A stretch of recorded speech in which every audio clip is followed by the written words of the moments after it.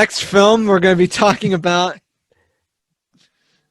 is Mandy from 2018. Oh my God. So, Mandy is not an easy film to explain the plot of, but we'll try. Yeah. It's a psychedelic trip, Yes. horror psychedelic film about this guy. I honestly forgot his Nicolas Cage's character's name. Is it Joe? I think it's either Joe or Red. I think it's Red. I'm gonna call him Nicolas Cage. Nicolas Cage. I mean, don't we just call Nicolas Cage Yeah, Nicolas that's Cage true. in every movie he's in? That's what I called him in Ghost Rider. Yeah, exactly. So Not Nicolas to demean Cage. his acting, because I think he's a brilliant actor. No, he is a brilliant actor. It's just I forgot. Especially in this. Especially in Mandy, he is brilliant. Yeah, absolutely. So Nicolas Cage is married to this woman named Mandy. They're in the woods. They have a really nice life together. It's very quiet and comfortable. And one day, the Mandy character is kidnapped by these cultists who devote their love to this guy, Jedediah, I think. Jedediah was his name. Jedediah. And he is a complete egomaniac who believes he's the chosen one. He's the next coming. He has a song about him. Mm-hmm.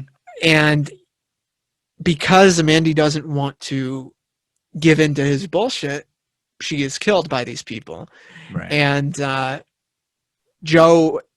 Nicolas Cage is kidnapped and forced to watch the murder of his wife.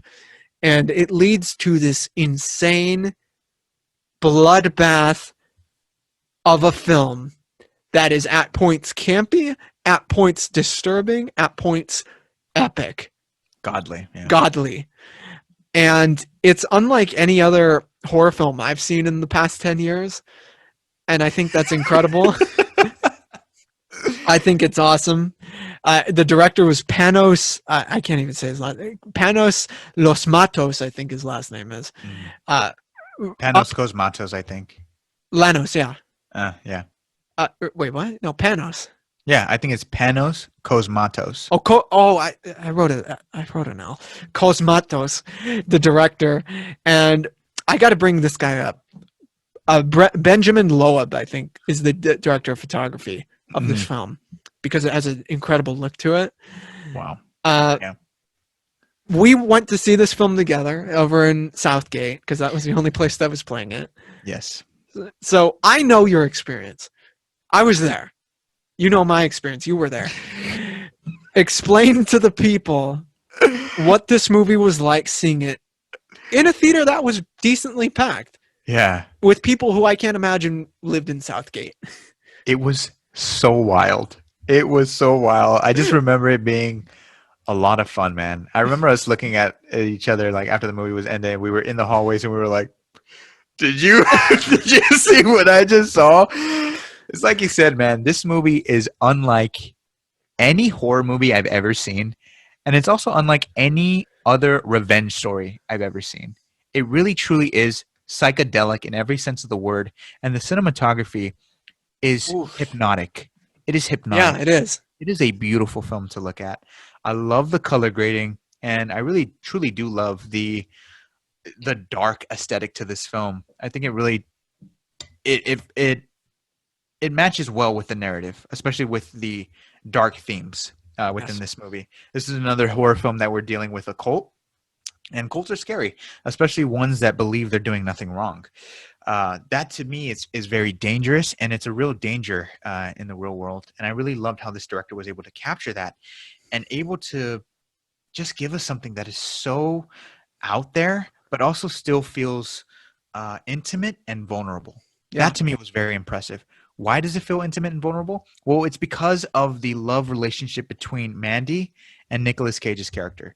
Very authentic, by the way. It's a very authentic relationship, which I think in a lot of Nick Cage films, especially in the 2000s, he was criticized for, you're picking all these fucking movies, all these terrible scripts, and you're terrible in them. But it's like, no, dude, he's incredible in this film, man. Yeah, he is so great in this movie. You don't see him for Nicolas Cage. You see him for this character who's lost something, and just is propelled on this like rampage of vengeance. Crazy, Yeah. evil. Crazy evil, drinking, like downing vodka and Yeah. yelling with a tiger shirt on his head, on his shirt. Like it's so amazing, man. And one thing that I don't think people talk about enough is the soundtrack for Mandy. The original score from the late Johan Johansson, who is one of my favorite composers ever. He has collaborated with Denis Villeneuve on several films like Sicario, Of course. Prisoners, Arrival. He did the theme for The Theory of Everything with Eddie Redmayne. He is such a brilliant composer, but Mandy is actually my favorite piece of music that he's ever contributed to cinema. That love theme, the love theme for Mandy and Nicolas Cage's character, is everything that music needs to be. Yeah. Like it really does affect me on an emotional level that is almost indescribable. Yeah. It is fantastic music. The action is epic. I never even thought that 30-foot chainsaws existed, yet they do in this movie because it just takes place on a different plane. It is wicked, this movie. And I also love the metal flavor to this movie. Oh, yeah. You don't see that very much in horror movies. Not these days. The only other movie I can think of that is heavy metal that is recent with horror movies is this one movie called The Devil's Candy, which I thought was fascinating. And if you loved Mandy, I heavily encourage that you check out The Devil's Candy because I thought that movie was so interesting. And I need that Slayer movie as soon as possible. That Metalocalypse movie. Yeah. This Mandy was the door opener for that. Exactly. Everything you said, I think, is on point. This is not actually the first time Angel and I have talked about Mandy on the podcast. Mm-hmm. We have a review of it up from back when it came out, where we talked about it, and it's been a while since I've listened to it, and what exactly we said. I remember that we were talking about how there were moments that could be slow for a lot of people. It's a very atmospheric film, like something like Hereditary, right? Yeah. Except this is much more stylized in a very sulfuric way, if you want to put it that way, right? In a really trippy LSD sort of way. It feels like you're taking drugs. It actually feels like you can get hurt watching this movie. Yeah. That's how it's set out to be. But I like that style because that's exactly where the mindset is of the antagonists. I mean, they have demonic henchmen that ride bikes and stuff like that. Like, that's what we're dealing with. But damn, it's awesome. Damn, it's awesome when Nicolas Cage's character rights those wrongs, man. It's that same feeling that you get with John Wick. And I really, that's what I really love about the revenge movies. Like, they instantly connect with you and you're there on the journey. So connecting with the audience is very easy to do, which I think Mandy offers. But you have to fill in the gaps with the cinematography, the narrative, the performances, and this movie does that. I believe it does that. I think one of the most defining moments, the most defining scenes, the scene that I look up when it comes to Mandy is the bathroom scene. Where he's just, it seems funny at first, because it's shot widely, almost as Wes Anderson-ish.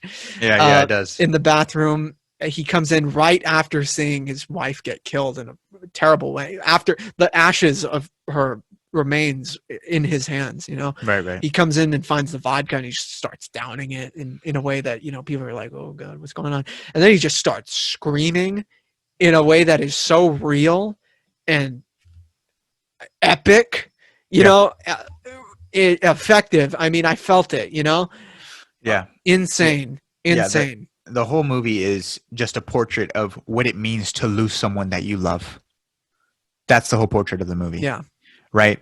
And so I love that they can do that in this way that is like, whoa, this is like an acid trip of love, basically. Yeah.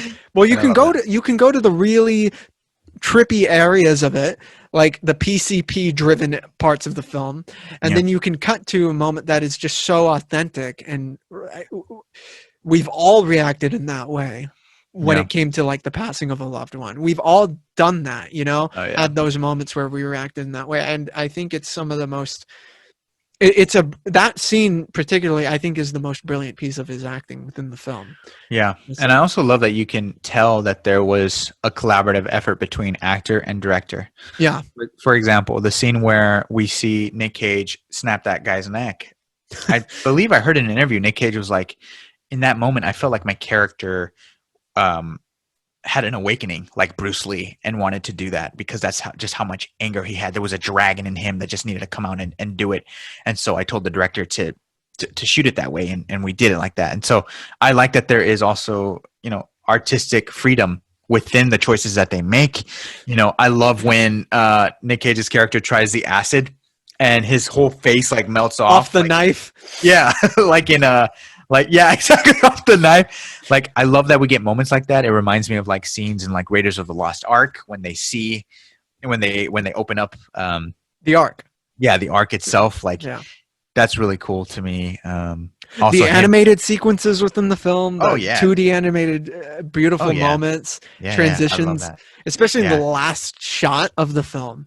Where there's the bridging of both worlds. I mean, yeah. Oh, yeah. Wonderful blends of film technique as well, reminds me of things like Kill Bill, like when it goes into that animation sequence and it's like, holy crap, it's the best thing I've ever seen. So, yeah, I love this movie and I own it. And, I can't wait to rewatch it in my theater room because it is, it is, you get stand naked in your room. Frontal. People need to talk about this movie more. I get that it's a movie that's not for everyone, but I think there are things in it that everyone can take away from it and appreciate. Yeah, for sure. The love theme, for sure. Yeah. A lot of the dialogue in between both characters are very authentic. There's that great moment where she's like, "What planet are you?" and he says, "Galactus." That's not a planet. No, but he eats planets. And I'm like, oh man, that's something I'm gonna use that in the future. Yeah, exactly. It's like, hey, Nick Cage is Galactus. Let's go. Exactly. If he's coming back, get him to voice Galactus. That's all I'm saying. Oh, that would be cool. That'd be epic. That would be really cool. Get him to motion capture that actually. Yeah. Look, Nicolas Cage can prove that Andy Serkis is not the only king of motion capture. All right, that would be epic. Imagine it. We see the background footage, and it's just they could just put him in that suit that they use for motion capture and put him in the movie, and that's Galactus. I'll buy it. I don't care. I don't. Hey, you want to know how much I buy it? How much? That's how much. And I can't wait for him to come back. Wait, Angel, I gotta ask you real quick. This is not the movie question, but how do you feel about the rumor of Nicolas Cage coming for the first time to play Superman, the Superman of the Michael Keaton Batman world in The Flash? I love the idea. I think I've always wanted to see it. I love the behind the scenes footage of him trying on the Superman suit with Tim Burton. Although I think their conversations made me a bit hesitant on seeing the project when they were like, what's the cape for and stuff like that. But I think Nicolas Cage, as an avid comic book reader and fan of superheroes, I think his appreciation for Superman has grown much more, and I think he'd be able to give us something that will resemble the character best as how we know him, which is a symbol of hope, somebody who refuses to do anything but good and righteous. It gets me excited, especially that image there. I think that artwork there is actually pretty phenomenal, man. Yeah, I love the way that he looks there. I think he looks great. And honestly, 20 years ago. I mean, look at what he was able to do with Spider-Man Noir in Spider-Verse. The character could come off as very comical, but he actually gave us he gave a lot of life to that. He did. He gave a lot of emotional depth to that character that allowed that character to actually be one of my favorites in that movie. So I think he'll do the same for Superman. I mean, look at what he did as Big Daddy in Kick-Ass. Awesome in that movie. What was that other than a love letter performance to Adam West? Yeah. Right? Dude, here, wait, hold on. Yeah. In that. Let me give you a little piece of what's going to be like, all right? Well, you can ask me anything, Lois. I'm here to stand for truth, justice, and the American way. Yeah, man. Yeah, dude, if he says that, I would actually get chills. Lex, I see you brought kryptonite. Dude, hell yeah. I'm so down, especially if he's going up against Michael Keaton's Batman. It works. That's perfect. That's actually perfect. And one thing that I've always wanted to see with Superman that was actually brought up in an interview I did with Chris Cox that I keep unplugging, where he brought up how he wanted to see, he and his friends for years as Spider-Man fans had wanted to see the middle-aged Spider-Man. What is that like in film, right? How do we interpret it? And once we get Spider-Verse, we see that, we see how Spider-Man is kind of sticking to this teenage persona, right? Something he's created within childhood, and now he's a grown man. I'm really curious about the Superman who's been around for a while, like the Superman that Alex Ross would usually draw, who's aged, he's big, he's really different than who like a Henry Cavill would be. Yeah. And I think Nicolas Cage could pull that off really well. Yeah, I'm glad you mentioned that. It would be interesting to see that kind of Superman. Spider-Man Into the Spider-Verse is one of the best portrayals of Spider-Man. Yeah. And it's not even the way that we usually think of him as, which is, just a kid. He is the middle-aged Spider-Man. And it was something that we hadn't seen before, really, especially coming like fully to life like that. Yeah. It was brilliantly done by Jake Johnson. I love the way that character was handled because although he had aged, we still were able to see the young Peter, the young Spider-Man within himself, to be able to help him out of the rut that he was stuck in. And I think that's something that is able to be applied to anybody in their life. Us as adults, if we hold on to our inner childhood, I think we're able to prevail really through anything. Because as kids, we are, free thinkers. We're innocent. We're kind, and we're genuine. And the way that we look at the world is so pure. And who am I describing? Superman, right? Spider-Man. That's exactly what they share in common. So I think Nick Cage can bring that to the table for sure. Yeah. And considering he's a very big Superman fan, I think he named his son like Jor-El. Yeah. So he's on. I mean, imagine what that would be like for his kid to see him as Superman, Yeah, that would be really cool, especially since we've seen Nick Cage in these heroic figure type roles or these complex characters that are still able to hold on to something that's pure. Yeah. A really good example, I know people don't like Ghost Rider that much. I quite liked him in Ghost Rider a lot. I really did. Roadkill. I think that Nicolas Cage could bring out a lot of the underrated complexities of Superman. I really do think, because a lot of people assume that Superman is a very boring character. I've heard that. I can't tell you how tired I am of hearing that shit. Superman's a boring character. You can't do anything with it. He's too powerful. Like, you can't write a character. What's Dr. Manhattan then? Bitch. Yeah. I think Nicolas Cage is an actor who would look really deep into a character. And Superman, there's so much history behind him that a lot of mainstream fans don't really know about. I think Nicolas Cage would take a lot of that stuff into his performance, you know what I mean? And give us something that's really different, Yeah. Really beautiful. I agree. And someone who's actually not afraid to be kind of out there and bold, Clark should not be afraid to be who he is.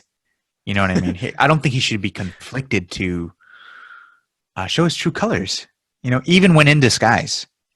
Who's Clark Kent? Also a great freaking person who is also a very sophisticated journalist who is not afraid to look the other way when writing a true story. Bro, do not be afraid to be who you are. Although you're struggling with all this internal stuff, being an immigrant, being alone, worrying about, when to do something right, not being able to prevent tragedy from happening all the time. There's so much complexity to the character that I think a lot of people forget or miss, or just simply just don't understand because we all are familiar with the figure, the symbol of hope. So they just movies. Think, they just think, a good character isn't interesting. A perfect character isn't interesting. Well, Superman isn't perfect. Right. He's not perfect. And also, it doesn't hurt to have someone in the real world to want to be good. You know what I mean? Like, it's just, Right. Yeah, I don't there's get it. nothing. I mean, we've talked a lot about it, We've talked a lot about the Man of Steel portrayal and the direction of that Superman. And I already know that if Nicolas Cage showed up as a modern day Superman, I'd probably prefer him. Yeah. I might prefer him a little bit, As nothing against Henry Cavill, it's just I think Cage would probably bring more personality to the role than Cavill has so far. I feel like Cavill, and I've said in the past, and I'll say again, Cavill has a lot of potential. We've said that. Same. Yeah, I agree. But I think that a lot of his performances, there are bland moments in them. Some of his line delivery has kind of been like, not everyone agrees with you, Mr. Wayne. That's not like stale. That's not Clark Kent. Yeah. See, if we get the graviton bomb into the Phantom Zone, we can reverse the polarity of the neutron flow. Come on.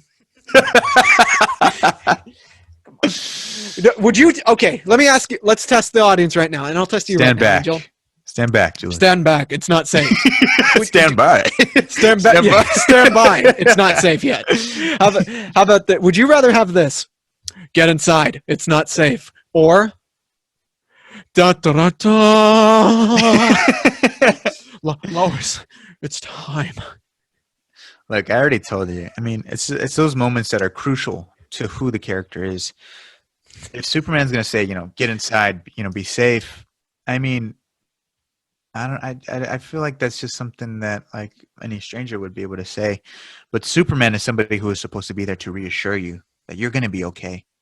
Yeah, he wouldn't say stay inside. He'd say, "Don't worry." Yeah. I'll take care of this. I just feel like that's what the character would say, and I'm not saying like, oh, I don't like the character because he didn't say what I wanted to say. Right. Yeah. He said something that made me respond in a way where I felt didn't reflect the character. You know what I mean? Felt uncertain. If that makes sense. You felt uncertain. Yeah, I felt uncertain. I just felt like, oh, okay. Yeah. This guy has power and stuff like that. And one of the biggest defenses for Man of Steel is that, well, he's learning to be Superman. And the thing is, for me, it's like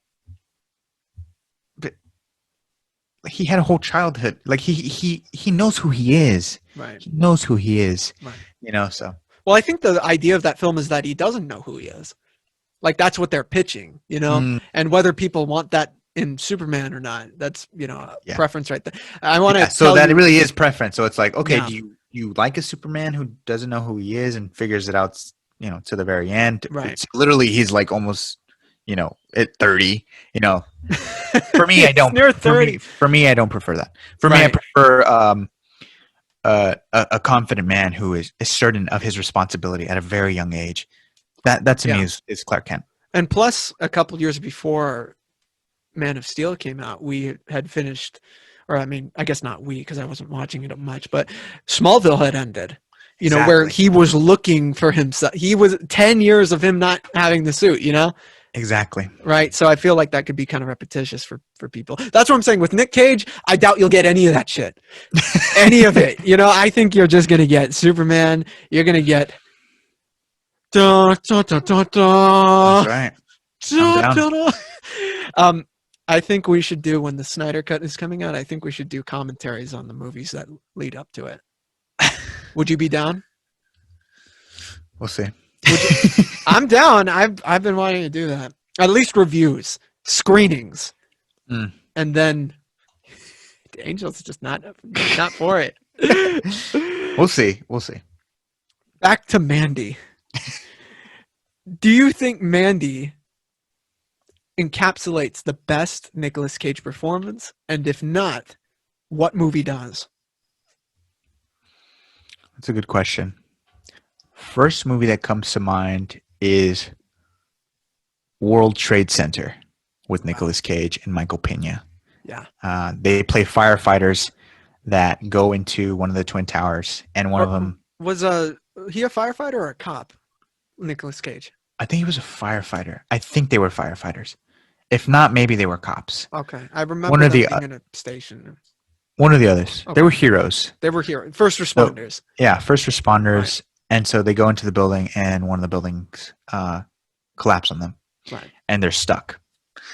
Uh, that whole movie relies on just their facial expressions as they're stuck in rubble.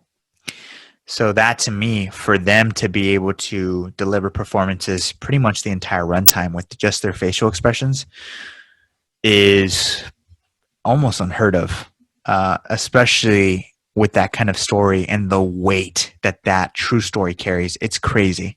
So I will always love that movie with Nicolas Cage. And how do you not tear up at the very end, dude? I Oh mean, yeah, man. honestly, it's really Man. just insane. You know, Yeah.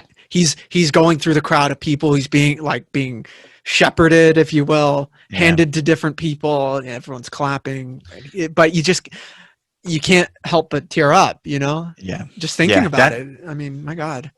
That's when I know Nicolas Cage is fully in sync with his acting ability, because he knew for that story, okay, I got to handle this with responsibility, Right. especially to uplift our first responders and the heroes of that day.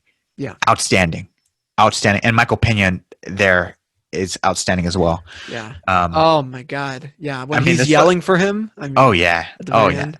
There's so many Nick Cage performances that I actually stand back and I'm like, man, this guy's amazing. I think he's phenomenal in Face Off. He Yep. is phenomenal in Face Off. He's phenomenal. He's try- actually brilliant in Face Off, Yeah. I think. Yeah, it really is a stroke of It- genius and yeah. such a that movie I describe as a tragic beautiful Comedy. disaster piece. It's so damn good. It's so damn good. Him acting off of Travolta is just cinematic gold. Yeah, him acting as Travolta as himself Yeah. is that performance is up there for me because it's him trying to access his own cageisms. You know, Yep. like he's trying to be himself from an outsider's perspective. Oh yeah. 100%. Insane. 100%. Hey, watch your fucking mouth. Yeah. He's such a smooth criminal in Gone in 60 Seconds. I So haven't seen smooth in that. Oh, you would love it. Yeah. Oh, you would love it. So damn good, man. Nicolas Cage and I believe Angelina Jolie. Hoo-wee. Hoo-wee. Oh, so good. The cars are sick. And I always come back to Kick-Ass. I will always come back to Kick-Ass. I do think he was phenomenal there. And personally, I would have nominated him, especially for the scene where he's burning alive and he's telling his daughter, you know, to keep fighting. That to me was like, wow. What was the thing he said? He's like, "No, turn off the lights." Yeah, he was just screaming, man. He was screaming, and yeah, he was amazing. We brought it up. It's a very inspired performance by Adam West. You know, I mean, you can tell. I love Nick Cage because he really does respect comic books. He understands them, you know, for what they are and what they're becoming in our culture, and his performances, I think,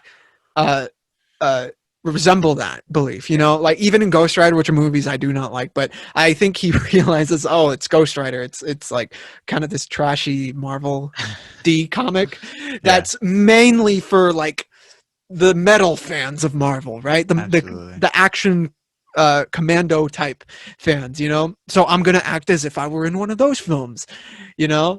Yeah. Damn. He's so great, man. Seriously. Him and Con Air. Oh, dude, Connor's hilarious. Dude, I love Con Air, man. Seriously. No, but also, I mean, I think we would fail if we didn't mention National Treasure, man. Yeah. National Treasure, come on, man. That is when yeah. Nick Cage became an American national treasure for us. I think those are the movies that would convince anyone. Give him a shot as Superman, you know? Yeah. Honestly. Yeah. Absolutely.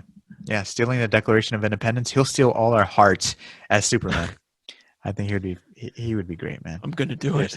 And also The Rock with Sean Connery. His banter with Sean Connery is also ridiculous. It's like he was able to replicate that chemistry from Face Off into The Rock, which is just outstanding. Honestly, I think he took a cue from Harrison Ford when he was working with him on Indiana Jones. It's very similar the way they interact with each other. So good. Uh, what what's the one line he says? It's like, "Let's cut the chit chat, a hole." So good, man. So good. The one movie I have to watch with Nicolas Cage is definitely Adaptation. I've heard only great things about Adaptation. Oh, yeah. I've seen a clip of it, and it looks fantastic. It is. It's from Charlie Kaufman, Yeah. the writer of Being John Malkovich and also Eternal Sunshine of the Spotless Mind.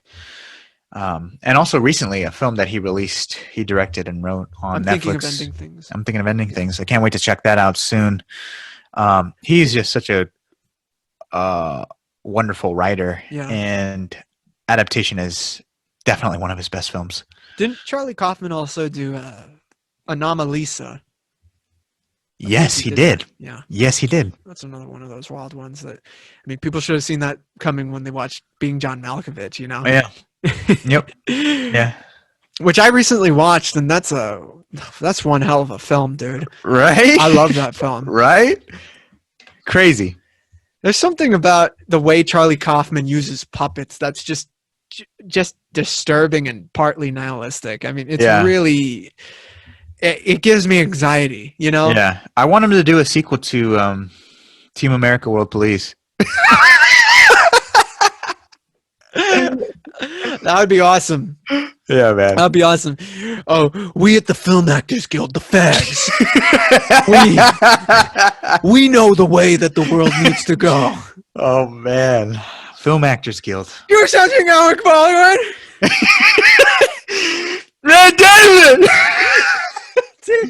Oh, man. So good. The Film Actors Guilds are pussies. Oh, that would be a great team. The Trey Parker and Matt Stone and Charlie Kaufman. Let's do it. Yeah. Let's do it. Double feature that with Anomalisa.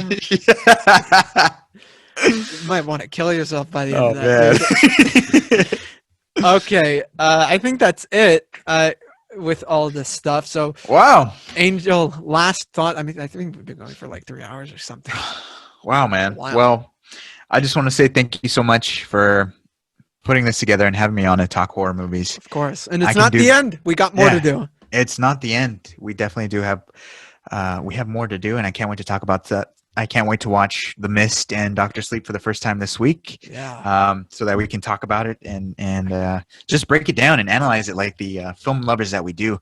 That's exactly what we do here at the Goat Movie Podcast, which I love, and it just makes my appreciation for cinema go to new heights, really. I love reminiscing about movies. I find it to be pretty easy to identify why I love movies so much. I can really pinpoint why I love something beat by beat. But when it comes to movies that I don't love, I actually find those, or don't love as much, I find those to be really interesting to dissect on why I don't love something. And ultimately, by the end of it, my appreciation for that movie will increase a lot. So I urge all of you, for those of you who aren't into horror movies, give them a shot. And if you don't like it, try to pinpoint why you don't like something. And I feel like by the end of it, you'll come around, I think, and really appreciate the art that goes behind crafting a horror movie. And the ability to scare somebody, I think, will impress you a lot more. I mean, you just got to get through it, because fear is the mind killer. Exactly. Fear is the mind killer. And the more horror movies you watch, think about it, the more fear that will be out of your system, and you will become Daredevil, essentially, really. Yeah, most people have become that Daredevil from The Boys, you know? Yeah, exactly. Exactly, yeah. Which, by the way, was crazy. Yeah. I can't believe Homelander did that. But thank you so much for bringing up The Boys. I just want to let everybody know we're going to be reviewing The Boys very soon. I think we're going to do a retro review on the first season, dive a little bit into why the first season is so brilliant. Brilliant addition to comic book lore, and also do a season 2 review. Can't wait. I'm probably going to catch up tonight. I think I got like 2 episodes to catch up to season 2. Yeah, well, tonight episode 7 comes out. Next week, episode 8. So that's it. Yeah, can't wait. Can't wait. I can't wait. Show. There's a lot of great stuff to look forward to. Be sure to check out all the content on Goat Movie Podcast. Julius is working hard, hammering out all these videos and putting together great discussions with our friends and wonderful people. And we're also looking forward to collaborating with a lot of special people too. A lot of you who watch this and reach out to us, you're all amazing. Thank you so much. And yeah, man, I could do this all day. I could do this all day, bro. Yeah, I got to pee, so let's not. So thank you for listening, everybody. If you want to find us, you can find us on Twitter, Instagram, YouTube, obviously, but we're also on Spotify and Apple iTunes, which is on the go. You know, you don't have to look at us if you don't want to. You can just listen to the shit that we put out there. Yeah, man. Okay, tell us about horror films that you love. Are you excited to see more of this series? If not, well, just keep watching. Maybe you'll like it. Hello, Sydney. Yeah, you're Sydney. I'm Julius. And I'm Angel. All right, guys. Goodbye.